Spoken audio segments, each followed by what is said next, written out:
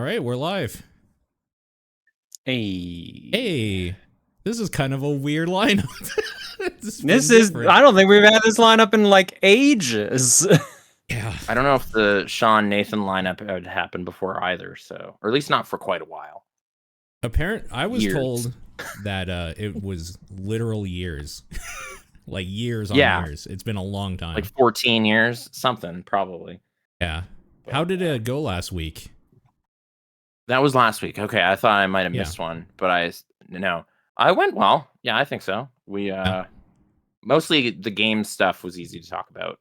And what were the news stories? Anyway. Yeah, I don't know. It wasn't important. Let's just do last week's episode again, because I missed it.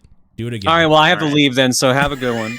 Yeah, exactly. Right, so what was this GTA 6 news? Oh yeah, it's a quintuple A game according to a Devolver person. I'm pretty sure it was a joke. That had to be a joke, right? Yeah. Yeah, but we got some mileage that, we obviously alluded to Skull and Bones and whatnot, because we got to 4 and now we're at 5A. So okay, because it's demarcation of money spent, not necessarily quality, right? Yeah, because it was quality last week. My game of the week was Dungeons of Hinterberg, which is great. It's a great game. Okay. It's like the Zeldas I like. So, sure. All right, cool. Well, I'm glad you know what? Best thing to ask the panel. Okay. Do you guys think, or Paul and Claire, do you think Perfect Dark will ever come back in any form now that it's died again? Okay. I wanted to see what it was. I was interested in what they were offering, but no. Yeah. Like, that was the last ditch effort. I mean, right? Didn't they already disband the studio? Like, it's fucked. Yeah, that game is fucked, but is the whole idea done now? There's no resurrecting it. Joanna's last mission was 20 years ago. Remember Banjo-Kazooie?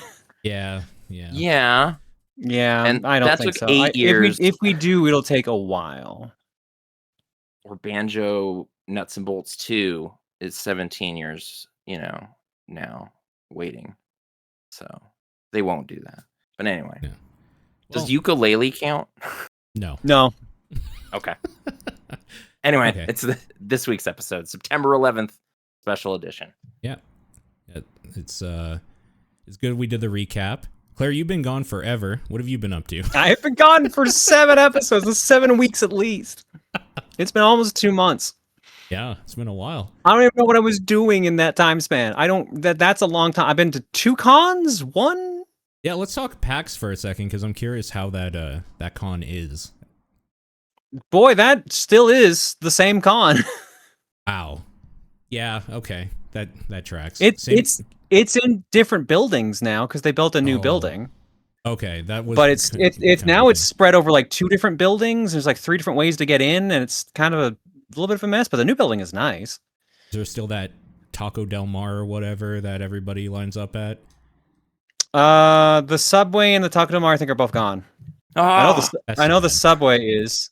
Okay. I think there's like a Asian food place that's out front of the convention center now that used to be like a Subway or something. I guess things was like rotating a bit. There was a mediocre pizza place too. Is that still there? Which one? That does not narrow down which one. I don't remember. Mod Pizza's still there if that's the one you mean. Yeah, it's Mod Pizza. That's the one. Okay, Mod Pizza's still there. Mod Pizza survived. Wow. Yeah. I mean, to be fair, it's pizza. Pizza's going to survive. Yeah. I guess so. Instead of Seattle-style burritos. Yeah. Fish is that a thing? Slime. I don't know. They were founded there. So, Taco Del Mar. That's sad, though. I perhaps I'll never return to PAX then. That's just how. I mean, like I said, I realized I think this was my 25th one or something like that. Oh God. Whoa. Which is insane. I mean, that's between East and West. So it's not just of West. Yeah, that makes sense. Because the first one I went to, I think I went with you, Paul. I think that was like 2009, 2010. The first one I went to was 2011. So you might have gone the year before. I think I must have went the year before then. Yeah, 2008 I went and then started like pitching it to more people and stuff. Yeah, I went on your recommendation, Nathan. I do remember that. Yeah. It was really great. I haven't been in such a long time. It doesn't really, I don't know. There's like genuinely, you'll go there and be like, oh, like this place is gone, this place is gone. Oh, that's still here. Like, oh, that booth is still there. Spy Party still has a booth this many years later. Wow, okay. Weird. Holy shit. Spy Party in that corner, and the same corner it's always been in, right next to Behemoth. It's so funny that so many of the booths are in the exact same places every year. What's the Firefall booth now? Like, what's the one that's everywhere that just takes up way too much room and nobody actually gives a shit about? I was gonna say Nintendo until you said that nobody actually gives a shit about part. Yeah, fair enough. But it's a low effort booth. No, like you have to book in a schedule in advance if you want to go to it. So yeah. Okay. You need a ticket, and that was the problem because like they had Silksong there before it came out, but you had to get you were a random chance to get in there, so you had to like win the lottery to get a slot. And then you had to get a random chance if you wanted to actually play Silksong. Because I think the games that were at the booth were like 7 Rebirth or Remake, whichever the second one was. Elden Ring, Borderlands 4, Silksong, and Kirby's Air Riders. That sounds right in my head. Oh, okay. That's the line I would hope for, but it's a lottery, you said, so. Yeah, right. No. So they do their warp pipe thing they've been doing for years. So it was like, I was like, I don't care. Yeah. None of these I care about. Half of them I've played on other systems, and I don't give a shit about Air Ride. So, yeah, but fair. City Trial. Anyway, it's like the only good part about it. Like, man, like I have trauma because of Kirby's Air Ride, so I'm like, I could not care any less about Air Riders. It's just one of those weird games that like a friend of mine who barely plays any games has just been playing that for like 20 years. No, that's it. Like I had like 3 or 4 different girlfriends that were all like, hi, the only game I play is Kirby Air Ride, and then they would just always stomp me in it. I'm just like, cool, okay, so this is the game people break out to kick my ass at games. I'm like, great. Yeah. And then people kept joking like, well, you transition now, so maybe you'll get good at this one. I'm like, shut up. I had to message like that person, just like, there's a sequel. There's finally a sequel. Anything's possible. Like Wario's Woods 2 is on the table again. Like it was an exciting time. Oh, no. So, true. Speaking of quintuple A in terms of quality. There you go. Yeah. When was the last PAX you went to, Paul? Was it a dozen years ago? 12 or 13. Yeah, that's the year after. That was 2 years after. Time. Oh yeah, it was probably the same one that it really hasn't changed last much. One. Yeah, it probably changed all that much. Yeah, probably not. Like it was all like they're no longer in hotels. That's it. That's probably the only difference. Like they have the giant new summit building. Arch is what they call the main building that it used to be in, and still is. It's still, you got to cross that bridge to get to the other half of the actual expo hall, but the other half is like in the usual spots on like the 5th floor. They lost access to the 6th floor of the Arch building because they have all the access to the entire building on the summit building, and it's like 2 blocks away from each other. So you got to walk a little bit to get between the actual like the gaming areas and the expo area, but like is the Omegathon still a thing? That I was gonna ask. Yeah. Yep. I don't think they'll ever stop that. Have none of us have ever done it, right? Like, is it? You have to get picked. You have to win a random lottery, and I was going to PAX on panelist badges, so they don't pick panelists. So I have not been eligible for. This was the first year I would have been eligible, and I bought my pass off a friend, so I wasn't eligible. Oh, okay. Someday. Yeah, that thing's cool. I thought that was a cool idea. The Omegathon. I like that.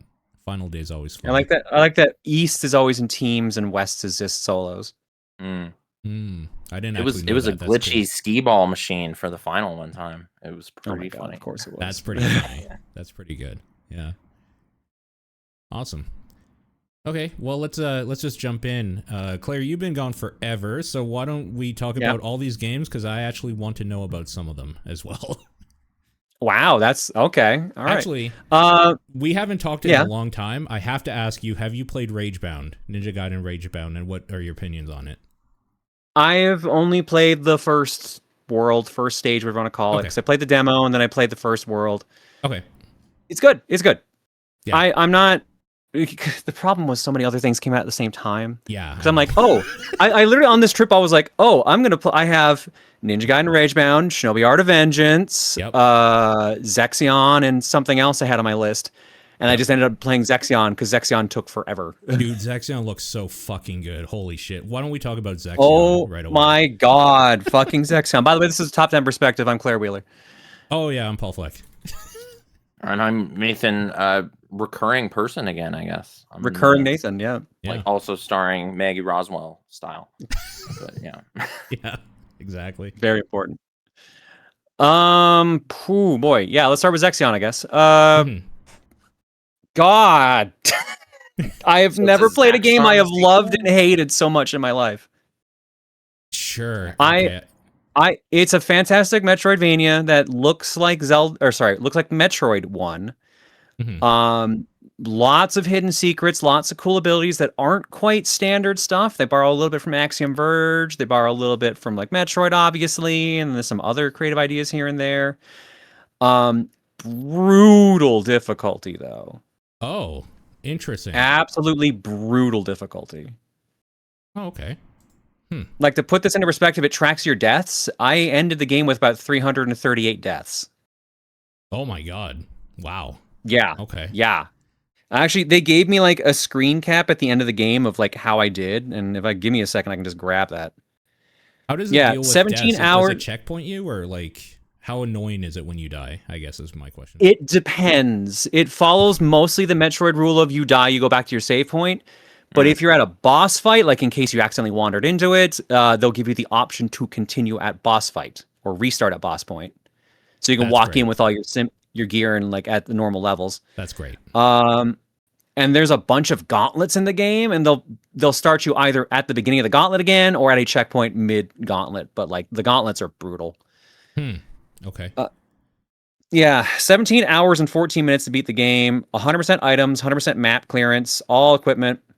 Okay. 125 missiles, 22 smart bombs, 20 health extensions, 331 deaths, 7 different sessions because I spent a lot of time playing it over the week. Sure. 5,647 missiles used, 745 bombs used, and 135,928 damage taken. Oh my god. That's yeah. hilarious. So like all the boss fights are difficult. Like if you go in expecting it to be a breeze or like you're gonna be able to tank through stuff, you're gonna be so disappointed. You have to like be on your game to play that. Because like everything after a certain point is spongy. Like regular enemies and bosses especially. But if you don't like it, you can change the balance of it. Which was, I think, something I found interesting because they give you like they just call it accessibility options. It should be like difficulty slider options is what it should be. Because it's like you can like reduce how much damage you take all the way down to taking no damage. You can reduce how many missiles you use or like what your cap is and stuff like this. Like it's like shockingly generous on a bunch of stuff. You can just make it so you just get the entire map at the beginning of the game, so you just know you can see everything right out of the gate. Like I genuinely did enjoy, like a lot of the game is enjoyable. I do recommend it. I just have to give the caveat of like you're gonna get your ass kicked, especially if you go for the hidden boss. Oh my god, that hidden boss. Okay, so is stuff like that gated? Optional? Oh yeah, the hidden boss is optional, but it gives you like a lore discs for when you beat the game. You get an extra part of the ending. That's not optional for me then. Okay, got it. Yeah. So like I was following an item map because I'm like, okay, the game's basically done, but I'm missing a couple things. And I found like there's literal Easter eggs hidden on the map, and getting them unlocks like secret menus and stuff like that. But one of them I didn't realize was a major gauntlet with a major boss because it was like 12:30 or something like that. And I was like, oh, I'll just play for like another half hour and then go to bed. Yeah. And then I walked in this segment with no save points, and I'm like, oh, I'm stuck here now. And I think it took me 4+ hours to get out of there or something. It was like some extended amount of time where I'm like, I'm so exhausted. Man. I think I ended up going to bed at like 5 a.m. that day. That is how I wrote down, so that's how I'm referring to I you did. From it's Jesus. A WarioWare Microgames Incorporated reference. Nice. No, it's like, despite messing with the difficulty sliders and accessibility options, does it lock stuff like the secret ending, or is it just let you do that if you want? Okay. That's great. No, there is an achievement for I think beating the game with like under like 20 deaths or something like that. I think you can just turn off damage and you'll get it. Cool. Like they, all right. I think I didn't bother to play through the game again. I'm like, that was 17 hours, 100%. I'm not going to bother messing around and see how it is again. Yeah. But like, if you want if you want genuinely challenging bosses, and you want like some good solid exploration stuff, I do highly recommend it. So, Yeah. Is that on like PC right now only? I think it is Steam exclusive at the moment, or PC exclusive. That makes sense. So I kind of want to use that to talk about Silksong, because people are complaining that that game is too hard. And I see that you've played at least a little bit of Silksong. I don't know how much, but we'll a couple hours. I got the dash move and fought a boss. I think something like that. Somewhere around there somewhere. How do you feel the difficulty compares from Zexion to Silksong? It's definitely Zexion's harder. Yeah, okay. I was trying to set up a spectrum of difficulty, but yeah, I would say Zexion is harder, or they're at most comparable. Because like, so I'm finding Silksong I find a little difficult, but it's just because of the way they scaled things. So there's just a case of like, okay, you start with 5 hit points, and then a bunch of things do 2 damage to you. So like, okay, I take 2 hits at most without dying. Which is so weird. Like it feels crunched. It's a choice. It's a choice. Yeah. It really does feel like, and I've seen people say this, which is I'm just going to parrot it. It does feel like they expected you to have recently finished Hollow Knight, because it does feel like post-game Hollow Knight content. So I'm like, yeah, I heard they put out a rebalance patch recently, from what I heard. Yeah, there is a fan mod that literally just takes that out, and things will do 1 hit of damage. So they put in an easy mode, and I think that's great, honestly, because there's a lot of people that love Hollow Knight and Silksong, and they don't want to play the game the way that the devs think you should, which is to like bang your head against it. I like banging my head against it, so I'm having a great time. I kind of am too, yeah. So I'm like, it does annoy me that like you lose your money and you have to get it back if you die, but I mean like that's how Hollow Knight was. I can't really complain that much. Yeah, my annoyance is that we are in a post-Elden Ring world where the Stakes of America will allow you to basically checkpoint in front of a boss, and that is quality of life that should just be in every Souls-like, especially when the bosses can one-shot you basically in this. So that's kind of annoying that's just not in there. That's my biggest gripe, is like, this boss, like, the run back isn't awful, but every time I get in there, like, I get to a new phase and I just get 2-shot. It's like, it just sucks. Like, we figured out the way to do it, and it's to checkpoint like closer to the boss. That's it.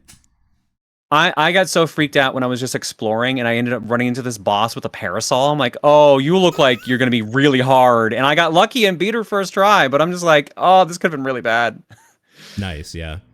I know a lot of people. Oh, so I've been playing Silksong. So I guess we'll just talk about that for a bit. A lot of people are complaining about your default down attack is angled.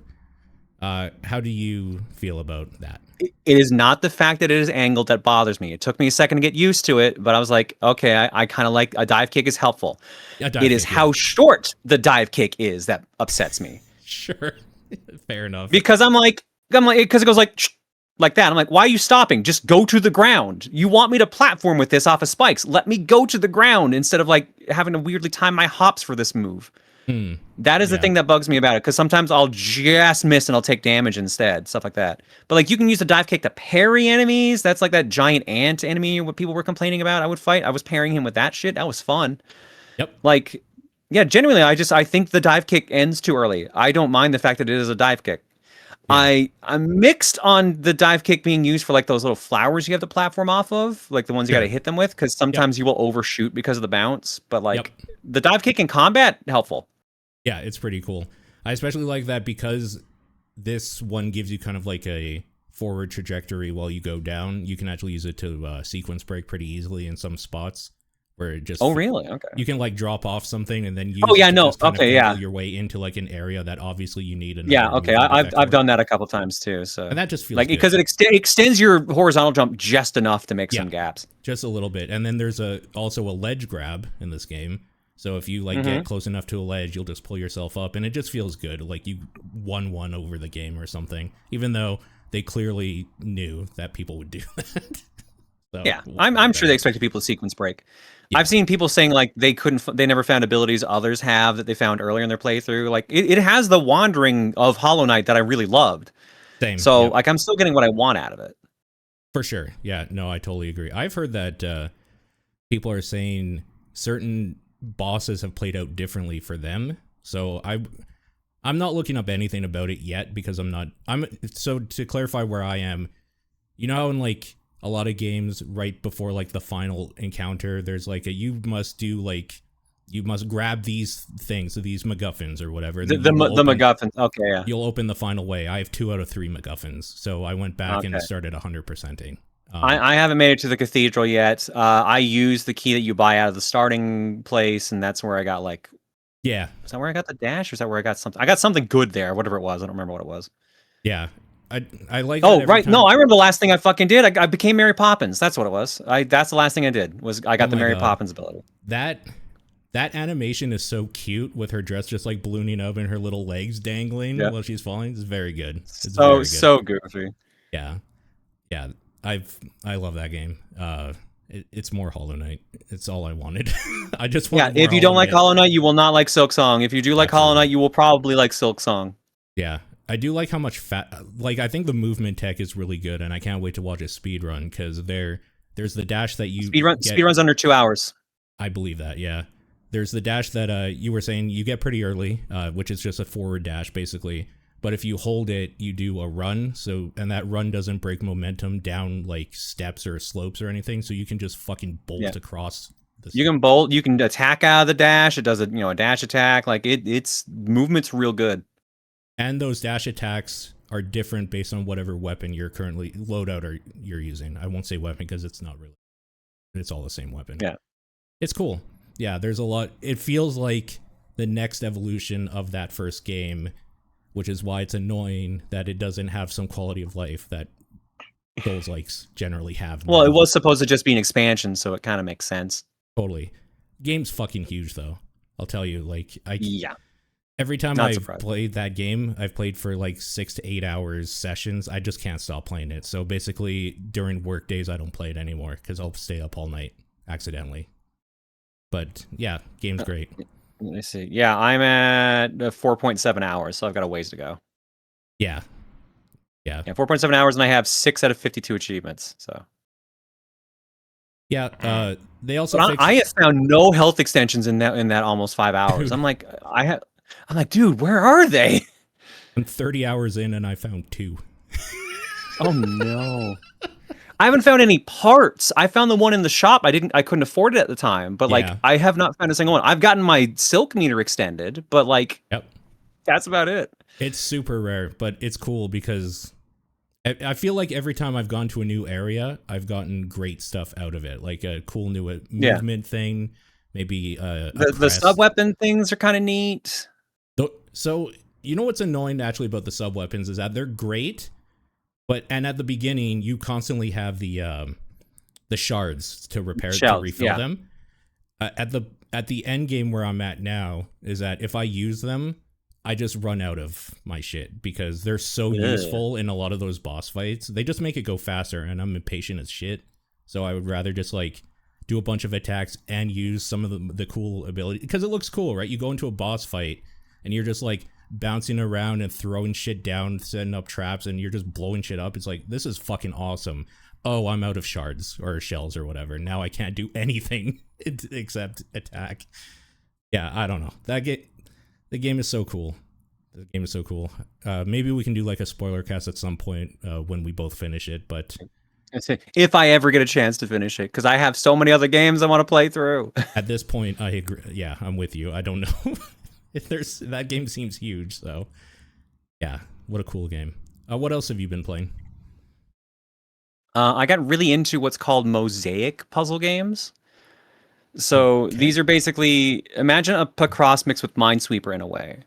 So you have a layout where it gives you a number, let's say like 9. So you have to fill in the 9 blocks around it, including the block itself. But then let's say you get like 2. So then you add in the area, there's like 2 blocks around it are colored in, the rest are marked off. And you just have to fill these in to make a picture. So it's like Minesweeper in that sense. Yes. Yeah. But it's all the same dev that's done the ones I've done. So I did Proverbs, which I think was just a bunch of like different proverbs from a like Norwegian country, I believe. But they're more or less like proverbs you would kind of know in English. Mosaic of the Pharaohs, which taught me about ancient Egypt and a bunch of like their history. And I'm currently doing Mega Mosaic, which is just a harder version of them all, but I think it came first. Cool. Because at least with the regular mosaics in the other ones, they would be in like little grid areas. So you'd have like a wall surrounding them. So you're like, okay, this is the end wall. So these numbers will be easier to figure out. In the Mega one, there's no walls. The walls are also numbered, colored in pieces. So you have to solve on both sides to kind of figure out. So it becomes way harder to fill the thing in. And the puzzles they have like 60,000 squares each. So like the first one I think took me 25 to 30 hours to do. Holy shit. Yeah. Yeah, Proverbs took me 30.7 hours. Mosaic of the Pharaohs took me 22.4, and I am currently 21.5 into Mega Mosaic, and I think I hit 52%.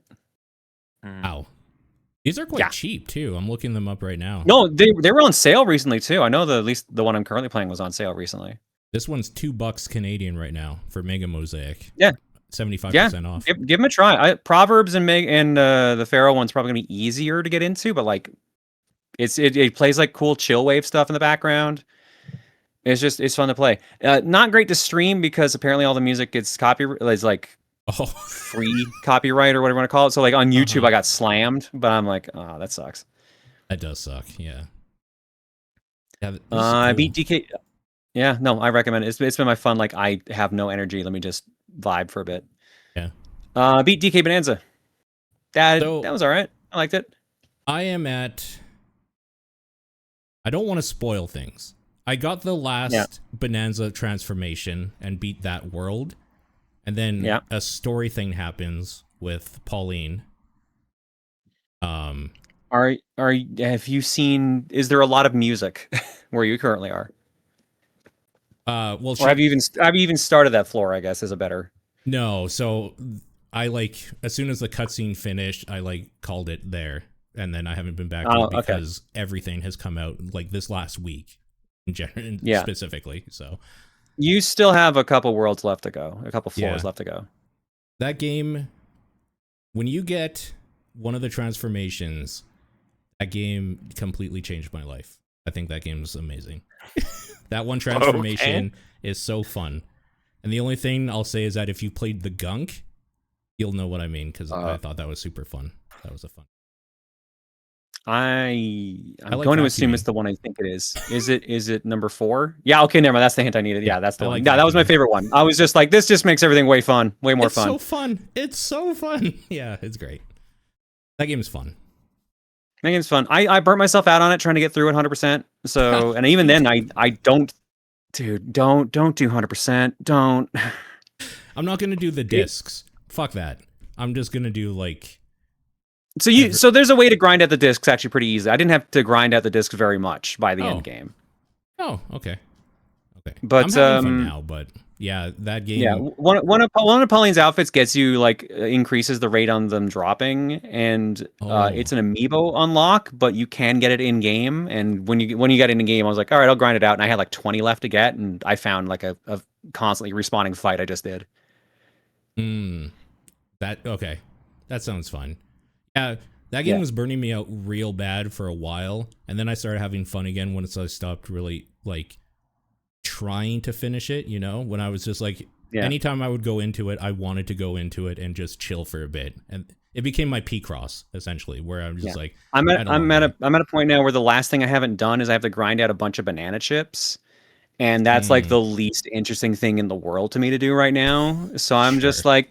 Stopping here. I don't want to grind out how X number that they want me to get to apparently unlock one final star on my save file. So I'm like, fuck that. Yeah, that sucks. That's a waste. Yeah. Does it do the Mario thing where it past credits gets hard, or no? Not really. Yes, there is post-game content. And I would argue the post-game content is harder, but I would not say the game is hard. Okay. No. there are some of those challenges that were tricky to get, but like once you kind of see the thing, because all of them kind of have like a thing that is like, oh, this makes it easy or whatever. Like this isn't one necessarily, but like a bomb in the middle that maybe you didn't see when you were doing it the first time, and then if you just did hit that, it like explodes that whole area, makes it easy. Oh, Yeah. okay. There's ways to mitigate it. Like there's like post game challenges, and the challenges, some of them can be pretty brutal, but like it was like some of it was just more annoying more than anything else. Yeah. Are there like ancient Donkey Kong in jokes about like pie factories and Stanley and whatever? From, like, yeah, I'm pretty sure you see. Oh no, there definitely is. Like some of the fossils eventually are just like 8-bit sprites. Okay, that's great. That's cool. Good. Yeah. Yeah, I like that. No, I had a good time with the that. Same shit all the time, and like people say that it's a bug, but I just like to think that he's senile because he's old. No, I don't think it's a bug. I think that's literally that is intended. Because if you notice, every time you talk to him, he says one new different thing every time you do. Like Very he's little slowly bit, yeah. adding on things. Yeah, which is actually a really clever way of doing it. Funny, yeah. Yeah, so I enjoyed that. Pokemon Friends, I stopped playing. I was playing it for a while. That's the one where like you solve all these brain teasers and then you get yarn and you make random Pokemon plushies. I got to the point where all the puzzles, I was at near max difficulty on all the puzzles, but because the time limit never really changes and they penalize you for some of them, I just wasn't clearing them anymore. Because it was just like, you have 60 seconds to solve 3 puzzles. Oh, you made one mistake. You're not clearing all 3 puzzles. Oh, man. So I literally got to a point where I was pausing, taking a screenshot, looking, because pausing doesn't stop the timer. Take a screenshot, go look at the screenshot, plan it out, and go back. And I'm like, if I'm just doing this is just pointless now. So I just stopped. Okay. So I got good time out of that, but now I'm like, ugh, I'm burnt out on that one. Yeah, that's fair. The puzzles were really fun. I was enjoying teasing my brain like that, but I'm just like, the gameplay loop itself's not fun. And it's also, you get a random chance of making a plush, which if you want to clear all the missions that the townspeople have, you need random ones. And because I bought the DLC, the odds of getting the ones they wanted are lower and thus harder. And I'm just like, this is stupid. I'm out. Man. Mosaic games, Zexion, Hollow Knight. I went on a retro game rampage before I left for PAX, so I beat one of my childhood games I could never clear through, which was Robocop 3 for the Super Nintendo. Okay. Is it a jetpack game? Or you do get the jetpack at one point, yes. Okay. This game is difficult because there are no goddamn checkpoints. You either clear a stage or you go back to start. Ugh. And I remember there being checkpoints, so I was confused. It turns out the Genesis version has all the checkpoints. The SNES one does not. And I grew up with the SNES one. Is the Genesis version very different in gameplay, or is that like the only difference? Gameplay is the exact same. The layouts are the exact same. The sprites are a little bit different, so things hit a little. I think the Genesis one, I would argue, is easier of the two because A, checkpoints, and B, multiple difficulties to select versus the SNES one just being one difficulty. Oh, like the SNES one gives you 5 continues, but you get no checkpoints, and the Genesis one gives you a difficulty slider and checkpoints, but you get 2 continues at most. Okay, gotcha. So I beat the Genesis one, and then I sat down and beat the SNES one, and then I sat down and beat the Genesis one, no problem, because I'm like, okay, with checkpoints this is way easier. Sure, yeah. Because the checkpoints also gave you ammo for your gun, so I'm like, okay, this is stupid easy by comparison. How long is it? So was this roughly? like a? Oh, sorry. I mean, the game itself is probably like 30 minutes. Okay. But I've been trying to beat that game since I was like 12. So yeah. Was it a rental that haunted you, or did I borrowed it off of one of my cousins? Like I would trade him like Lion King, and I would play Robocop 3, and I could never get past the second stage as a kid. So I'm like, oh, maybe I was just bad as a kid. As an adult, I couldn't get past the second stage. Whenever it came up on stream, I couldn't get past the second stage. Man. I don't even remember how many tries it took. I streamed it to like my Discord server, and I think it took 2.5 hours to beat. And I think at least an hour and a half of that 2.5 hours was just beating stage 2. Man, what happens in stage 2 that's so vexing? Or should we watch the? You go up an elevator, you go down an elevator, you use Ed 209 to fight a bunch of like armed soldiers. You go past like a construction site, and you go through a parking garage that is really full of robots and soldiers, and then you fight Satan. Okay. Yep. Okay. As we all remember from Robocop 2 or 3 rather. Part. Yep. Yeah, and then stage 3 is a jetpack stage, and then you're in a church cathedral, and then you fight the robot ninja, and then you fly the jetpack again to OCP, where you fight 2 robot ninjas, and then that's the game. Okay. Man. Robot. Well, okay, wait. I haven't seen So Robocop. that is actually from Robocop 3. That part is actually correct. So there's just like an Asian cyborg that they send out in Robocop 3. That like every time for some reason he keeps getting punched in the jaw, and like his whole gimmick is like adjusting his jaw to show that he is a robot.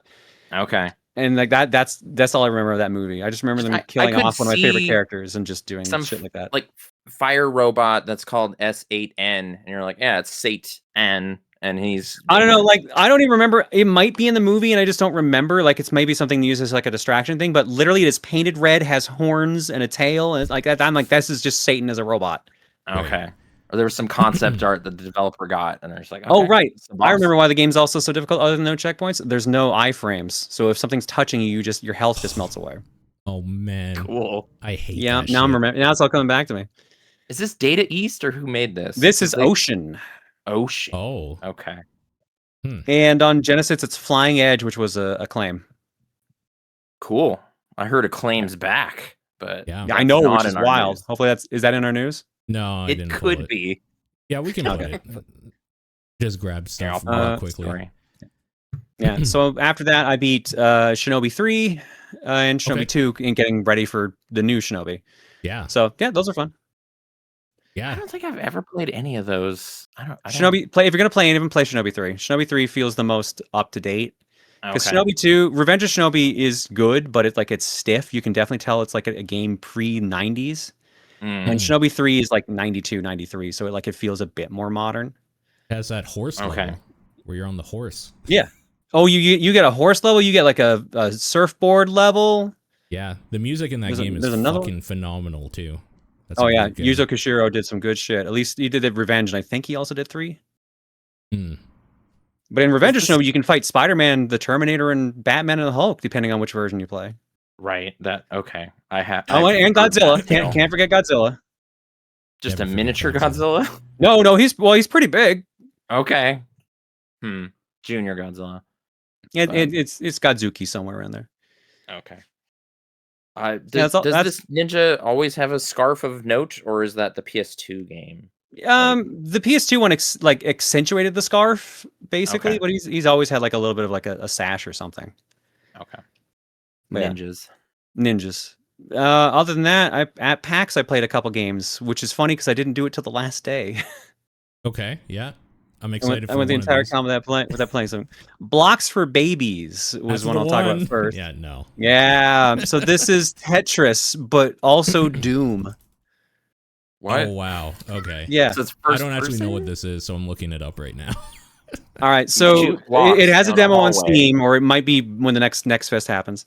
You play Tetris, but some of the blocks are cursed and they won't go away. So after X amount of blocks are dropped, you can zoom in on a specific section of the actual Tetris field, and then it becomes Doom, or a boomer shooter. So then you have a certain amount of ammo to try to defeat these blocks to dispel the curse, so they can be actually cleared on the board. And if you kill them, they go away from your Tetris board. So you can make some weird combos happen if you plan things out accordingly. You can get currency to buy upgrades because it is still a roguelike when you clear stages. But there are boss fights and everything. So it's very, honestly, I was genuinely surprised. I had a great time with it. Does the title have a distinct meaning? Like you're in a block factory and you're... I mean, they're all blocks and you are a young child, I believe is the idea. Oh, okay. Or you're helping a young child clear their house. I forget what it is. It's something like that. Okay. This looks cool. Actually. Honestly, you should try it out. It's not that bad if the demo is available still. Yeah, this looks neat. Yeah, so I played that, and I played Bubsy 4D, because of course I did. Yeah. Is it finally a good Bubsy game? Have they achieved their goal? That game, when it comes out at its very worst, will be a competent 3D platformer. It actually was better than I thought it was going to be. It looks kind of good, honestly. I thought it looked kind of good. The best comparison for the movement I can give is like Hat in Time or Odyssey Light. Like it's like loose, but you have like a lot of recovery options. You have your glide, you have like the Luigi bicycle kick to keep you in midair. You have a pounce that if you hit certain things, it resets your jumps and everything, so you can do everything over again. Like the movement options are pretty good. The recovery options are good. You can climb walls because you're a cat. For some reason, you can make yourself fat into a giant yarn ball and roll around at super fast speeds, which I don't know why they did that, but whatever. You just turn into yarn, or Like you just like you inflate. You turn okay. into like a super round Bubsy, and then you just roll down like a ramp. I like to think it's somehow static related to the fur, but maybe if it's animated in such a way that isn't true. No, he just goes Fat whoop. cat. Okay. Fat cat jokes. Fat cat. Yeah, no, like I enjoyed it more than I thought it would. This is imminent, right? Isn't this like this week? Is it? I thought it was still a ways away. Maybe Wikipedia was telling me about something. Yeah, I thought it was like a month or so away. No, I was gonna say because the Bubsy collection came out recently, like the past week. Sorry, yes, that's right. Yeah, I was like, oh, there it is, Bubsy. But okay, that's just a appetizer for the new one. Yeah, exactly. Yeah, honestly, it was all right. I'd say, like I said, at the very worst, that game will be a competent 3D platformer. So like, it'll be worth checking out. I don't think it's gonna like be game of the year, but I think it'll be a fun play. Yeah, it looks cool. Is it in? Well, I guess time passes while you play it, so 4 dimensions, right? I think they just went for the 4D joke because of it kind of being in both a reboot and like a return to Bubsy and stuff like that, and also being the 4th game technically. Yeah. Okay. Even though it's like the 7th or something like that.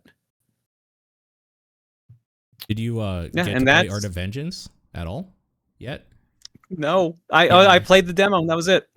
See, I haven't even played the demo. Was the demo cool? Like, does it play good? Oh, I love the demo, dude. This was that August was like a fucking fantastic month for ninjas. That was great between Ninja Gaiden and Shinobi. True, it's true. Yeah, I played the shit out of Ragebound, so I kind of skipped Shinobi for now, but I want to play that game so bad. I would say it's worth your time. I would definitely say it's worth your time. The combat feels really nice. It does have some like good challenging exploration. It does have like it is also like level based, kind of like how Ragebound is, but there's still like there's a map for each world and stuff like that. So like it's worth it. I'd say they're both worth playing. Right. Cool. Yeah, and that is the giant ass list that I can think of other than going to stream shit. Like I'm playing Transistor on stream now. That's my list. I've been meaning to go back and really try that again. I just bounced. Man, I can feel the Hades in that. Yeah. I can see like there's so much prototype Hades stuff in that. Sure. Yeah. What year was that? That was like 2014. Yeah. So I was gonna say over a decade ago, about a decade. Yep, ago. 11 years ago. Yeah, cool. Yep. Big Nate, what you got in your big bag? Big Nate. I got some games. I have 2 more written down under my cat. I know what they are though, so it's okay. Okay. Last week I alluded to how much I was enjoying Wheel World, but there was 2 achievements that were vexing me. I got those 2 achievements. One, I needed a video guide because it was a hidden, like a crate of bike parts that was tucked in a place I never would have seen. The other one I just organically found and was happy about it. It was like you kind of just race against random dudes who kind of own a path, like a bike path. To me, it reminds me of Burnout Paradise, where certain times are governing each road, but you actually have to race a guy. So full 1,000, I was able to uninstall that game, knowing I had defeated it. So I know Sean loved that game, so I'm guessing you two it's really great. Bonded over that last week. Yeah. I don't cycle in real life anymore because of fears. So it was nice to be able to do that and listen to Kraftwerk's Tour de France while I was playing. And just be like, this is perfect, what I've done here. But yeah. Nice. Tons of Dune Awakening is still happening, just advancing skill trees and stuff. That game is mostly a survival game. Like I haven't MMO'd anything in that yet, really. So it's just it's surviving on Arrakis, but it's fun to do that because I really like those books. How far are you in like the game's inner story or whatever, if you know? Oh man, the story, like the main thrust of the story, it's all suspended right now. I'm just doing like individual like faction, like trooper training and stuff like that. Mentat, Bene Gesserit, like each of my skill trees involve quest lines. So it's like, oh, I met a sister of the Bene Gesserit. I have to do missions for her to advance my training, and then I get better at stabbing people. Yeah, I was gonna ask, what's your kind of like build you're going with? Like, what type of thing are you doing?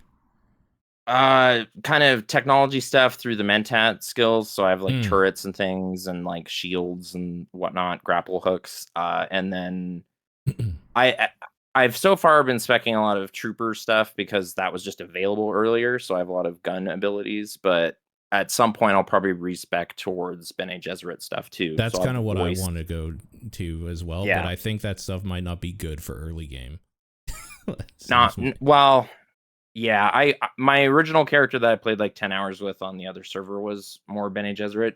Their traversal stuff was nice early on because you could just sprint really fast. It's like the Bindu sprint. So Shah Hulud couldn't catch me. I have since been eaten by worms several times. With that, you can do pretty well. Like you can screw up, but yeah, sure. There was an event going on where there were just cannons everywhere and like ships falling out of the sky, and it was just like the worms are pissed and they're there and they're ready to eat you. So I lost a lot of stuff. It was like, sweet, I just completed a new still suit. Hey, what's that? And then I like went to a spaceship, started cutting it open, and then got eaten. So it was just like, cool, all that stuff's gone. So, oh well. But then I claimed rewards from a quest that I hadn't noticed I had, and it was a brand new set of armor that was better. So I was like, oh, cool, this worked out. Yeah, I really like that game. Yeah, it's too bad that the kind of general consensus on that game has changed because people got to end game, and then there were server issues, and somebody just lost like thousands of spice apparently on his account just because of a blip or something, and they're like, well, guess you're fucked. And so he like, okay, so and then that's kind of just like, well, I spent like 200 hours doing that, so I guess fuck you, like I'm never coming back, that sort of sentiment, where it's just like, it's too bad. It happens. I was seeing like developer notes and stuff, and I was just like, oh, I don't think any of that happened to me. So I've just been in my own little bubble of having a good time. Yeah. Mostly just because it's complementing all this lore and stuff I've been excited about. So it's a great circle of interest. It's a cool game. I am changing tiers of Game Pass pretty soon, so I was like, I gotta mop up some achievements right here that I gotta get. So I played through all of Day of the Tentacle again on the Xbox, which I hadn't done.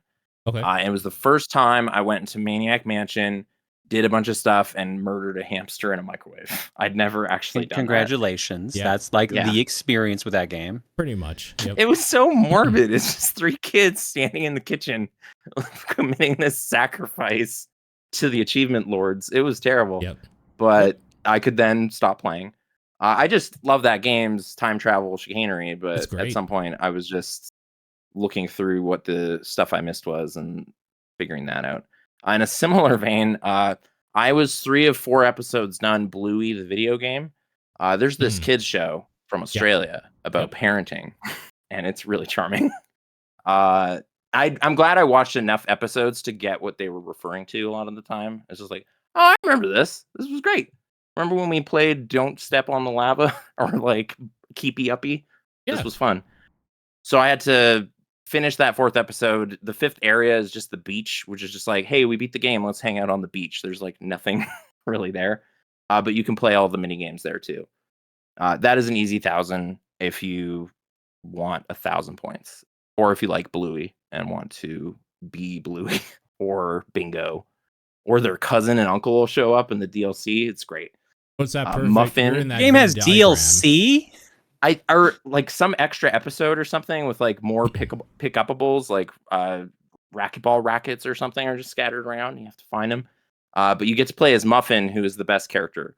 The dance when you get a new hat is the best when it's Muffin. Anyway, it's a great game. I then went way back in time. The thing that happened a few weeks ago was I finally bought an Xbox One, because it has a disk drive in it, and I can play some handful of 360 games I haven't been able to play in many years. So that was cool. The big rediscoveries, I guess, are Midnight Club LA was what I was playing a lot yesterday. Okay. Finally got to a point where I'm just having a good time. Like I bought enough cars. Now I can just race and have a great time. I always like the soundtrack in that game, but I was just wrecking and the races. I wasn't scaling up my car or tuning my car enough, I think, back when I was playing it the first time. So yeah, that's one of those games that has like a 16-year span on achievements earned, and I enjoy that. And I finally played enough 2 Human to start having a good time. I don't know why, but I like that how game that's a was just prerequisite. You have to just play enough of it, and then you will have fun. Yeah. well, it's just really that first area is a little like I don't know why you'd go into like the well realm or whatever a bunch of times to like open a gate, and I was like, is this how the whole game is going to be? I thought it was just like Space Diablo, and it's like, oh yeah, it will become that next level. Now you can just fight hordes and get loot and all of that stuff. Crazy audio bugs in that game though. Like I was listening to a podcast anyway when I was playing it, but then when I took off my headphones, it was like, what's going on? There's like no music, nobody's talking. Like it's just like a whole layer of the audio just will screw up and not happen sometimes. But it was free. I don't know why, but it was just free on the store. Maybe because of the it's because of the lawsuit. The lawsuit, yeah, where they had to destroy that in that X-Men game. I thought they wouldn't allow anyone to see it anymore, but it's just like, no, it's just worthless now, so we might as well give it to you, I guess. I was happy about it. I think I have it on disc as well, but I just don't need that. Crackdown was also like that, and I don't know why. It was just sitting there with like get asterisk, and I said, okay. So I was playing some of that too. Finally... Crackdown, I think it was because Crackdown 3 came out and they offered it for free or something like that. As like a make good or something? Maybe. It was something like that. I don't know. I remember playing Crackdown 1 before I played 3. Okay. I think 2 was as well. Like I installed both of those. I'm basically turning my Xbox One into a 360 machine. It just has like 90 games on it right now that I'm going to gradually work through. Yeah. The last thing is mostly just because of the EB Games connection to it. If we remember Tavis, who worked with us, I played Darktide with him today, and that was kind of cool. Wow, I haven't heard about him in ages. How's he doing? He's like a fencing professor or something. He was teaching like that is historical. Weird. Yeah, he's teaching. I started fencing this year. Yeah. Yeah, I started fencing this year. Well, I'm on break right now, but I'm going to pick it back up in the next month, so... Perhaps you'll cross paths, or maybe. Yeah, he was like teaching 14th century historical wrestling tonight, so we were only able to play for a while. What the fuck? Yeah, he leads such an interesting life now. Holy shit. Yeah. Darktide's pretty great. I don't know. It's a fun Fat Shark co-op thing. You're chopping up dudes. I think the amount of gory violence that was happening was surprising, and the soundtrack's kind of awesome. It's like weird Gregorian chanting and like thumping industrial techno like combined. I don't know. Church core. It was weird. I enjoyed it. Core. Yeah. I'll probably, that's one of those Game Pass things that's going to disappear tomorrow, but I've wishlisted it. I'll eventually just get it. It seems like there's enough there. Can I ask why you're changing your Game Pass here or whatever? If there's a reason. Oh, what was the... No, it was just I own so much stuff on console right now. It just seemed like I don't really need this side of it. I just need it for FPC multiplayer. You know? Sure. Because that's one of the great games of this year anyway. I don't know if you know, there's a Control spinoff. It's pretty amazing. What? Yeah.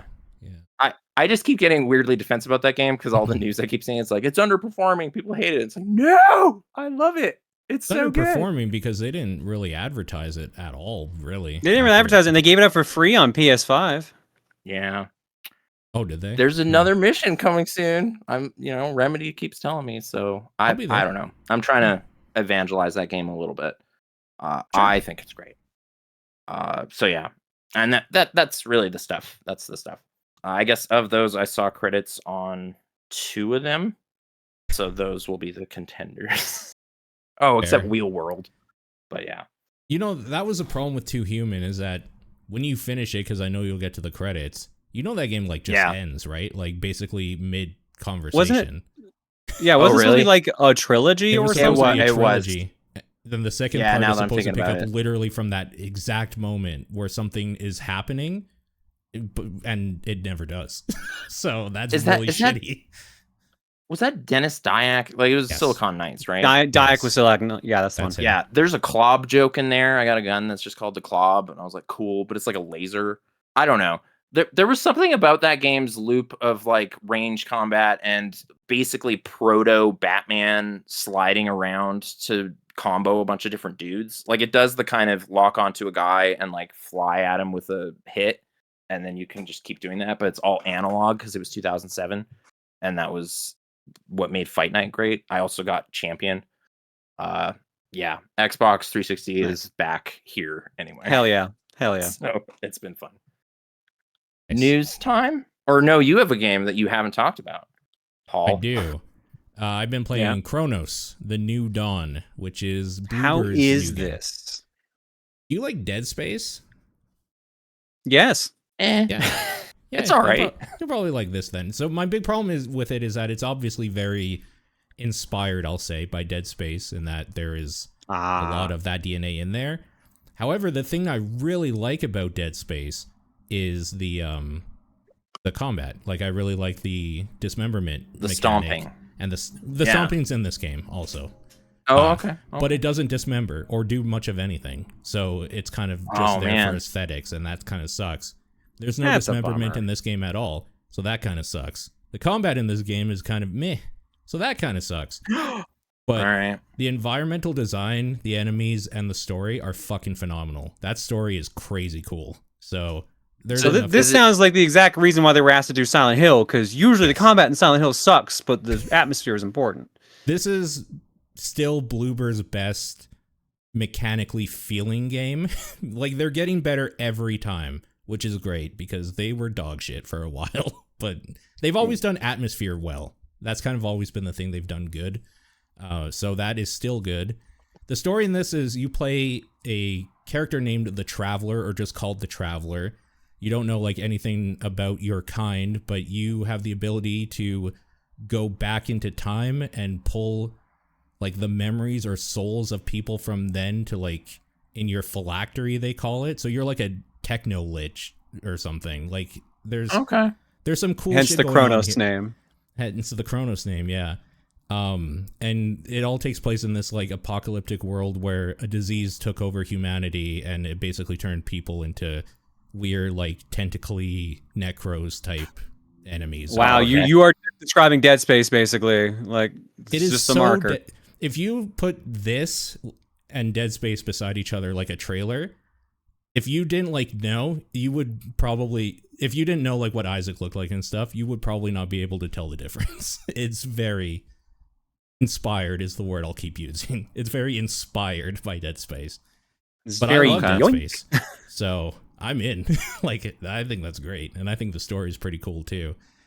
Yeah, is this better than what was that game that the actual devs of Dead Space is like? Callisto, right? Callisto Protocol or whatever. Yeah, is it better than Callisto Protocol by far. Okay. Oh, that's fine. Yeah, Callisto Protocol is fine as well.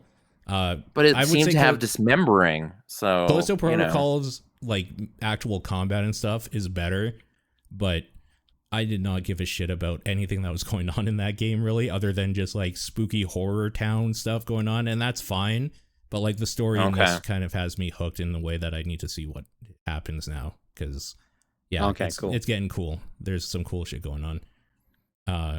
I don't have much more to say about it without spoiling stuff, so we can just move on from there. People should check it out if you like horror. All right, let's go to news. Nothing happened. Honestly, not a whole lot happened. Nintendo is suing a whole lot of people. So yay!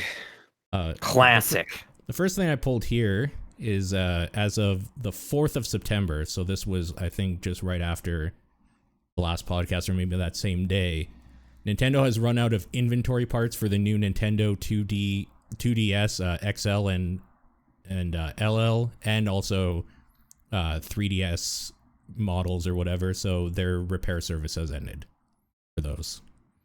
Which I guess makes sense. Yep, they're out of inventory. They can't do it anymore. So might as well call it, you know? Wait, so until this week, could they have fixed the camera in my DSi? Yeah, probably. I mean, DSi is probably too far back, but yeah. Oh, all right. Yeah. Wow. Oh, well.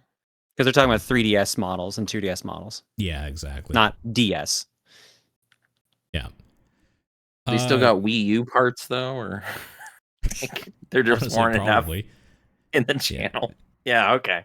Not enough people Good. had Wii U's and had to send them back, I guess. So they still have a lot of Yeah. Wii U parts, probably. A man who sold Switch mod chips, flash carts, and pirated games settled to pay Nintendo $2 million US after being sued by them.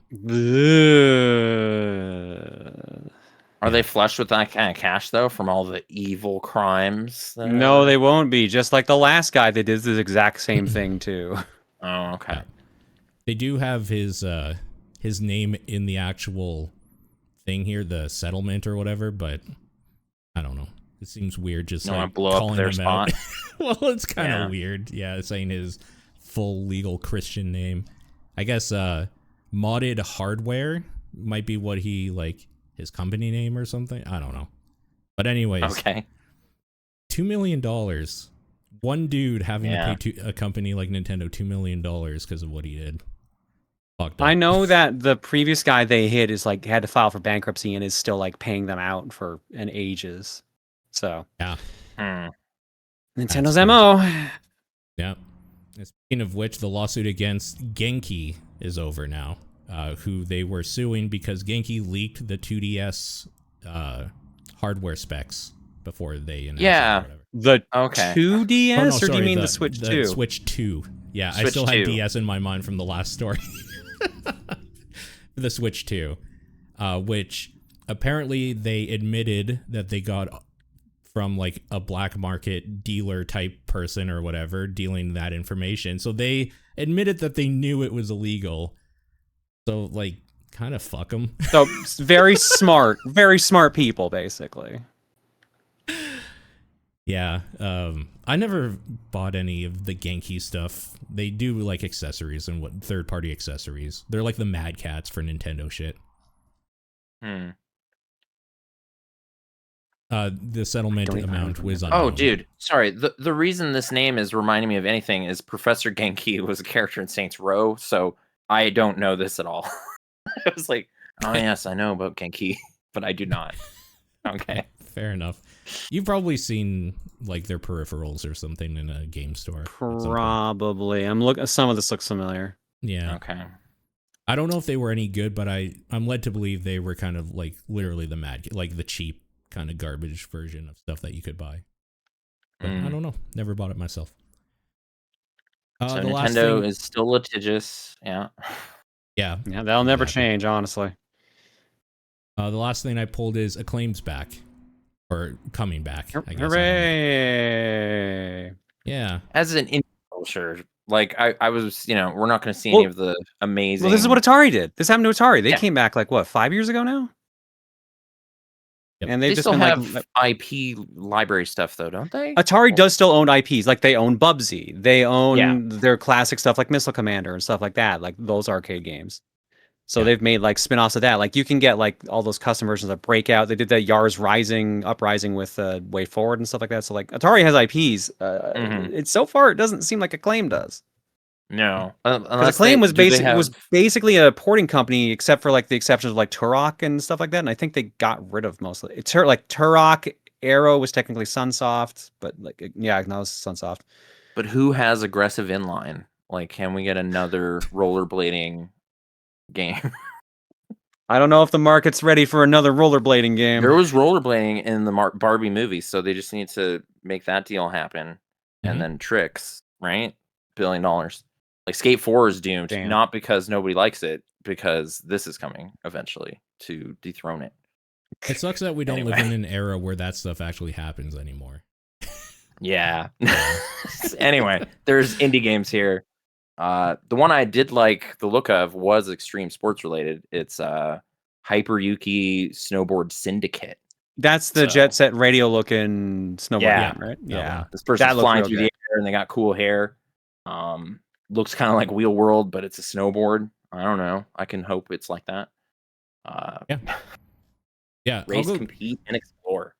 I'll just go through the announced 9 game names. Toss Down, Ground Zero Hero, Basketball Classic. It rhymes. Yeah. Pixel Washer, The Prisonine, Fletcher's Quest, Grid Beat, Talaka, Hyper Yuki Snowboard Syndicate, and the only game currently that is out as of yesterday, Katanaut, is a Metroidvania-looking type roguelite, which is... Anytime you put roguelite, I'm probably not interested, so that's a shame, but it looks cool. But bloody violence, just in Bloody time violence for is cool. Yep. the fall. But, yeah. Yeah. That's kind of all I pulled for news, though. Wild that they're back. So, like, and a quarterback club, I think was them. Is that gonna alternative to Madden? Anyway. Yeah, they had quarterback club, but then I think that got sold to 2K or something like that, and that's how the 2K series came to be. Okay. I think that's how that went. 2K is much better than the quarterback club game I had, but well, then maybe I'm pulling it out of my ass. No, they might have learned over the years and figured it out. But all right, I can't think of any other news that's the big news is the big news is tomorrow. Tomorrow there's a actual first party Nintendo Direct. So yeah, you wanted to one of the longest ever. Yeah, Wild Speculations. What do you like? So I keep joking about it, but I think the time is right for Wario's Woods 99. You know, I'll finally be able to lord over so many people. I mean, Toad could not be more popular now, right? He could be. He could be more popular. Yeah, he could be. Prime 4 release date. That's like the safest bet. Prime 4 release date. Yeah. Yep. It's Mario's 40th anniversary, so probably something Mario related. Maybe I know a couple of my friends are like, maybe Mario 35's coming back, and coming back rebranded 40 in a different tile set. I don't know. Maybe it's Mario World theme this time. Who knows? And cool. For no reason, it's Switch 2 exclusive, and I'll immediately run out and buy one. But that would be like oh god, like we gotta go. That's but the thing, until that happens, I'll wait for something. Splatoon 4. I guess. Oh, maybe they'll announce that. No, they won't, because they announced that side game that's like has no information. So maybe that'll get a release date. Yeah, potentially. What are the wild the Mother trilogy huge remaster? They're spending twice what Square spent on their remake, just to one up them. But they scooped Yoko Taro, and he's gonna supervise it. So. Yeah, I would love to play a Yoko Taro Earthbound. I think that would actually be incredible. Yep. Yeah. So stay tuned to tomorrow. I haven't seen it yet. These are just prophecies. That's how much I'm tuned in to what will definitely happen. Nathan, if you end up being correct, I'm going to ask you for the lottery numbers. I hope you're right. Okay. But I mean, I don't know. I was just watching a bunch of videos. I want to trust that he's predicted things in the past that weirdly came true and unfortunately happened in a weird, unfortunate way. I obliquely caused things, but yeah, let's move on.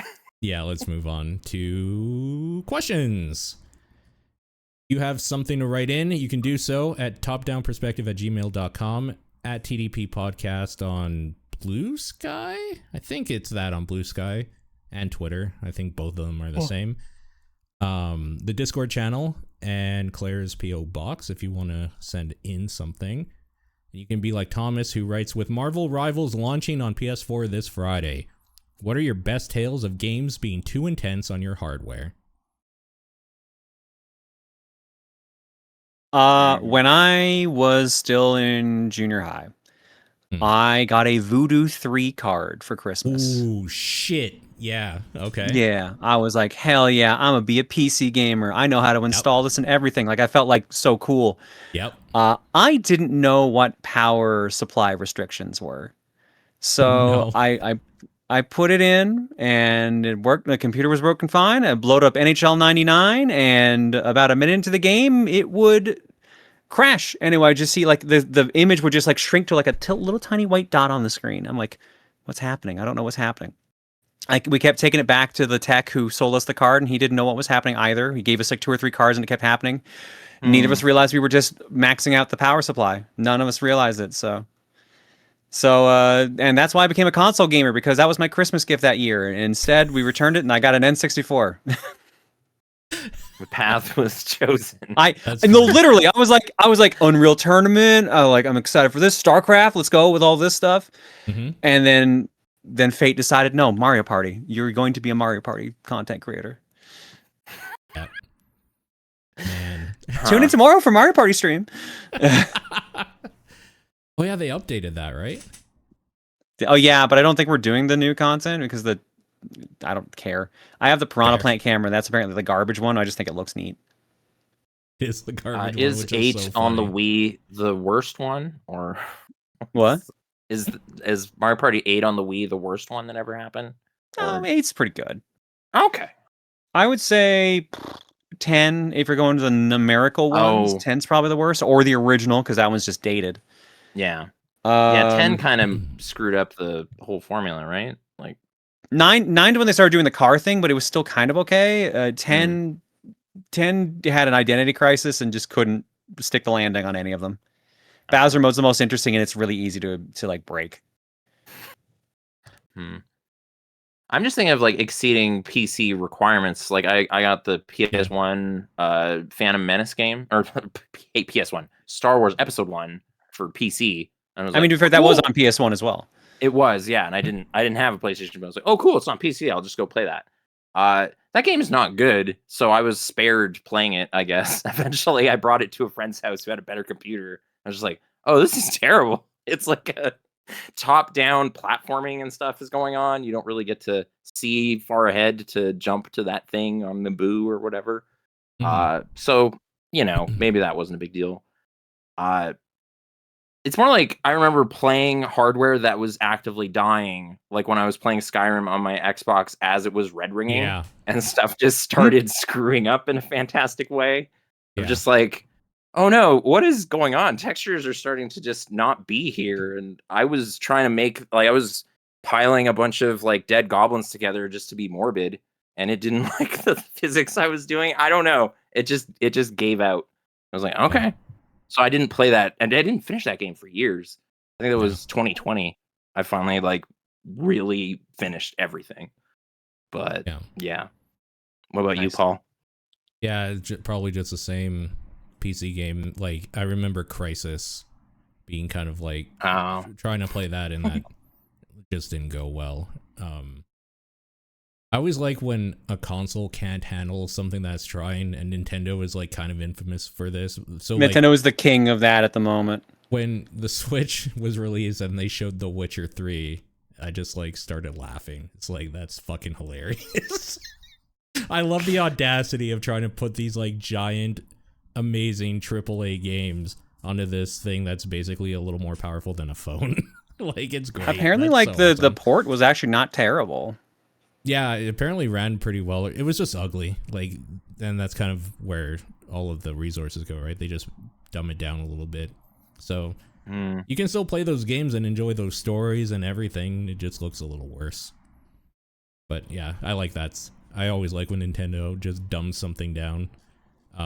Another thing, actually, Dead Rising on the Wii just like used their Resident Evil 4 chop engine. till you drop. It's so good. That is just Resident Evil 4 with like Dead Rising's crap in it, and like not even a lot of the good Dead Rising stuff, because again, it's just a super underpowered version. But that's pretty novel. It's pretty cool. I was gonna bring up Dead Rising too, just because I remember a friend of mine. I admired his moxie. He was like trying to run Dead Rising 3 on a laptop and bought a mod that made it worse looking so it would function. And it's just like, it's technically running, but yeah, this is horrible. I would never play it this way. So I just didn't play that game for years and years. And eventually, it's pretty good. It's better than 4 by a lot. So, Wait, are we talking about 2? Dead Rising 2 is fantastic, but yeah, which one are you? No, Yeah, that's 3 is the more open worldy one. Yeah, that was the one that we were like demaking to run it. But yeah, I mean, in my mind, they like gradually start stepping down, so that tracks in my opinion as well. Oh yeah, I play a little bit of like Case 0 or whatever, like the prologue to 2. But I was like, oh, I already got all the achievements in this. I'll still try to do stuff for a little while. But then the clock was ticking on those bike parts, and I didn't want to see Chuck fail, so I just turned it off. Sure. Anyway, that was a neat thing. Big Nate, you want to get the next one? Okay. Rasterman7 writes, I have a friend who became tired of the whole genre discussion, so he decided to divide games into one of these 4 categories as a joke. Shoot 'em up, the main mechanic is aiming. Beat 'em up, the main mechanic is hitting. RPG, there's movement yet no hitboxes. Card game, there's no movement nor hitboxes. What do you think about this? Can you find a game that wouldn't find any of these or fit, I guess? If so, let me know so I can tell him how wrong he is. Sarcastic. I mean, just to be clear. Does any racing game fit in this? Because racing would fit in RPG or beat 'em up. Technically, yeah, actually, it would be RPG because there's movement. Boxes. Oh, except Trackmania. Yes, you're right. Actually, Trackmania does not have hitboxes. Trackmania is an RPG established. There we go. Trackmania is an RPG. Yep, true. Racing is a good pull though. Yeah, like unless you're saying you're aiming your car away from problems. Sure. Yeah. Technically, it's first person. You can do it first person, so technically. Yeah. Like in Midnight Club, I'm mostly aiming where cars aren't to continue to be ahead of the bad You're cars. aiming down the road. So, yeah, no. Sure. The one thing that keeps happening though is the checkpoints are this big plume of smoke. And I keep wanting to just drive directly through the plume. And then, oh crap, there was a van on the other side of this smoke screen. And then you just wipe out. And right, it the just NPCs loads make fun of you. behind the smoke because it can. It doesn't have to show it Yeah. or pop in. Yeah, sure. No. So you don't, they're pretty generous about you were near this thing. So I've gradually broken that habit. Okay, wait. Does puzzle games fit? Like, is it a card game? No, you're kind of moving. Puzzle games. Are you aiming the gems? There's technically no hitboxes per se. Yeah, that's true. Maybe you're kind of hitting the creatures. I'm talking about Wario's Woods here, but it's bombs. You're kind of just organizing stacks of stuff, though. Like, right. I don't know that works. Omott's Warehouse or whatever the hell that game was called. Basically, I was playing that. That's a good game. Yeah. It's interesting. I eventually was just like, I will never be able to return to this because I won't remember how I organized this warehouse. Yep. So I just got to leave. That's right. Yeah. I had a great one time with it though. Yep. Okay. I don't know. I'm sure something totally doesn't fit, but interesting way to go about it. Defining games by their main verb makes sense, right? That would just a way to mess with people. Sure. Like, yeah. It's just funny to think like there's no movement hitbox, so like Pacross is a card game. It'd be funny. It's just funny to say like little things like that, just like slightly off. Like this is essentially a card game. There's no literal cards, but tiles. I didn't even see. A just wrote that in chat. I just said that on my own. This next one's a huge question for. Yeah, I haven't read a question in a long time, and I don't know how I feel about reading this one. This is a monster. From Sugu. Ants or A Bug Life? It's life. Love it. It's still really great. It's true. I haven't seen either. I genuinely have not seen either movie. That's terrific. Great. No. I'm more likely to watch Ants because it has Sylvester Stallone in it. Sure. You should just watch The Ant Bully, and you'll be the only person amongst us who's seen The Ant I don't think I have to do that. Right. I don't think I have to. We'll each know about an ant movie. Nah. Yeah. I don't know. I liked Ants when I was younger because it had combat and Stallone and Dan Aykroyd and Gene Hackman. They totally. All right, now that you listen to the cast, I'm way more interested in Ants than I was in A Bug's Life. Yeah, it's very much a Woody Allen movie as well, though. He's the guy. Like, he's the anxious ant, which has aged in a way. In being in a kid's movie at all. Bug's Life, Dave Foley's still really great. There's a great cast in that too, though. It's like Julia Louis-Dreyfus. I guess the controversial cast member over there is Kevin Spacey, of course, is the villain though. So he's evil, and you're supposed to hate Hopper and his evil ways. So synergy. Hopper's an asshole. So yeah. Yeah. Is Cloris Leachman the old ant? I don't know. Yeah. It's basically Seven Samurai. Yeah, it is. But way shorter. You save so much time. Yeah. You save like not what I expected to hear. 100 minutes easy, you know. You can save that time for better Kurosawa movies. So just do that. Jimbo. Double feature Bug's Life and Rashomon. That's my and Rashomon. There you go. Yeah. Oh, it's back to Paul, right? Yeah. Phantomagus writes, "Ahoy TDP crew, the power of love. Arguably the most effective thing to be used in a story. Very easy to understand, simple to use, and is universal. However, executing the power of love vary from amazing to what a cheap excuse, or that's very ignorant statement." Okay. So from good to bad. Got it. My question for y'all, what requirements are needed for you to feel an effective use of the power of love? Here are a few bullet points to help. Ones I find effective, but don't have to be in every story. Sacrifice, time, unequal amounts of given and return, absence, whether it be grief or realization how much you miss someone when they're temporarily gone.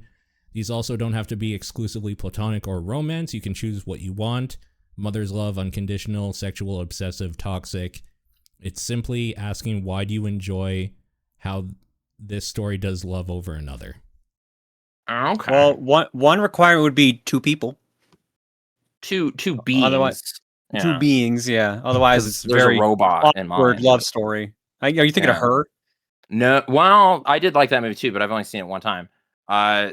Steven Spielberg's masterpiece, artificial intelligence. Okay. Yeah. I should have Bicentennial, man.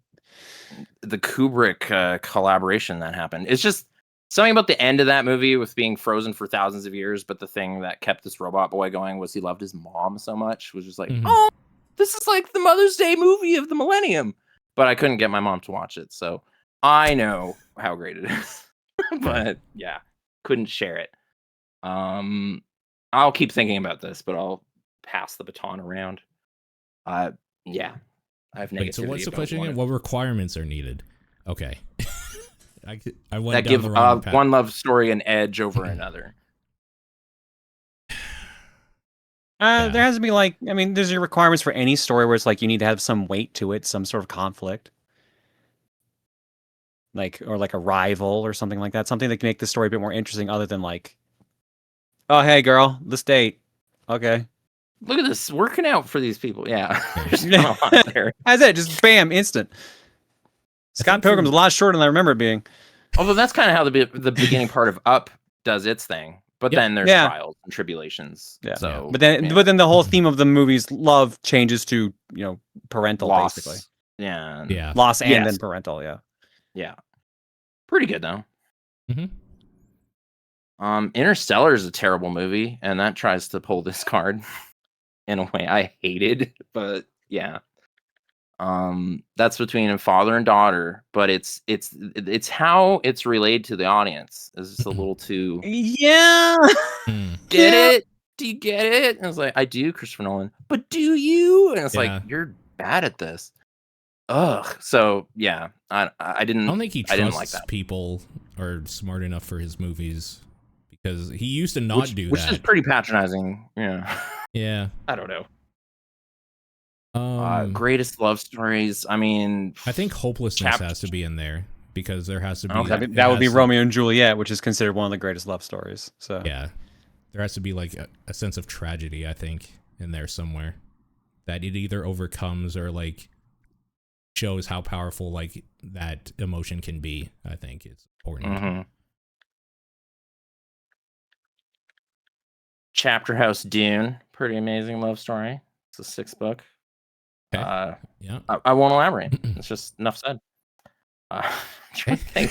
Oh no, the element I did want to highlight again is like I love it when it's being expressed through like weird means. Like I have brought it up before, but in Metal Gear Solid 2, when like Otacon's sister is relaying her message through a parrot, that's choice. That's a great way to reveal that. Sure. It's like crumpling into tears when something absurd is happening is a great way to go about it. That gives it the edge over other lesser love stories. Sure. Yeah. That is not quite the part I thought you were referencing. I was like, wait. Oh, okay, that part. That part is great. Yeah, that's true though. Or the one credit I always give Avatar 2 Way of Water is that whale really cared about their spawn and attacked that ship because they were so upset. And I was like, this whale is the best part of this movie. Yeah. The best love stories have to have a whale. Space whales. Yeah. That's Child of Eden knew it. and soon Atari will reap all the money from that. I can't believe they have the Child of Eden IP of all things. Yeah. It doesn't even count as an IP. It had one game. Yep. Yeah. Maybe I'm happy about it. I think their goal is just to make it readily available again, right? So digital purchase. Yeah. Is that it? All right. Well, that was the last Love question. stories. Yeah. Nice. All right. Again, if you want to write in, topdownperspective@gmail.com, the Discord channel, TDP Podcast on Blue Sky, and Claire's P.O. Box. What are your games of the week? I mean, I'm going to go with I played one of my favorite games ever this past week again. So Day of the Tentacle, it's really great. That's a really funny game. And it's got time travel in it. And that hamster, man, I finally saw it happen. That's a thing I've been hearing about for 32 years. And I finally saw it transpire. So, yeah. Like how you saw it the second time they did it. Yes. That's, yeah. I don't know, man. I guess Zexion. I mean, you can pick like sounded like that was. I got a couple, man. It's been a while. Silksong and Zexion. Fuck it, and let's go with one of the Mosaics as well. Nice. Blocks for Babies sounds pretty great too. It looks pretty great. It looks. Mine's Silksong. Really, even though it doesn't have violence. No, I guess. Even though it doesn't have violence. Cronos, time traveling stomping. Sure, okay. Yes, even though it doesn't have violence, whatever the fuck that means. Thanks for listening. I think, just so you're all aware, Sean is gone for like 3 years, so it's gonna be weird. I was like, I thought he was going to be here tonight, so when he said like an hour before we were supposed to meet up, like I'm on a plane to Europe, I'm like, what the fuck? Yeah.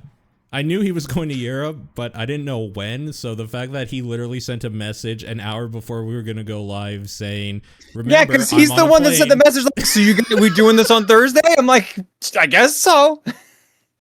So, next few weeks are going to be kind of weird while I figure out what the fuck we're doing. So, I might be here next week. I don't know. I got to check. Let me see. Am I here next week? Who knows?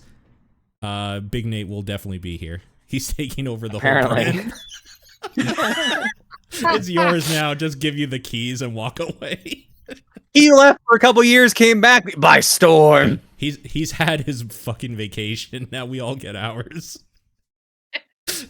Weekly Midnight Club report. Yeah. Exactly. All right. See you guys later.